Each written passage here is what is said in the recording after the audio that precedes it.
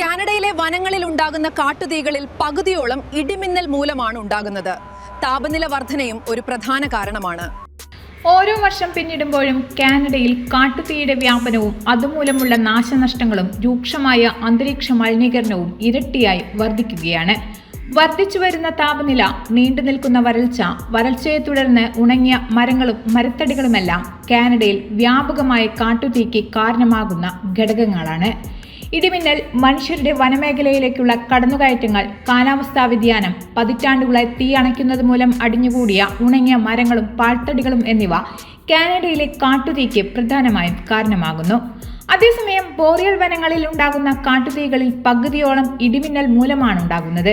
കൂടാതെ എത്തിച്ചേരാൻ കഴിയാത്ത പ്രദേശങ്ങളിൽ ദിവസങ്ങളോളം ഈ തീപിടുത്തങ്ങൾ ഉണ്ടാകുകയും മൊത്തം പ്രദേശത്തിന്റെ ഭൂരിഭാഗവും കത്തുന്നതിനും ഇവ കാരണമാകുന്നു.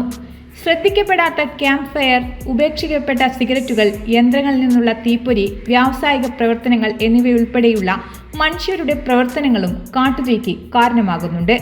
വേനൽക്കാലത്തിന്റെ തുടക്കത്തിലുണ്ടാകുന്ന തീപിടുത്തങ്ങൾ പലപ്പോഴും വരണ്ട കാലാവസ്ഥയും ബാഹ്യപ്രവർത്തനങ്ങളുടെ വർധനവും മൂലമാണ് ഉണ്ടാകുന്നത്.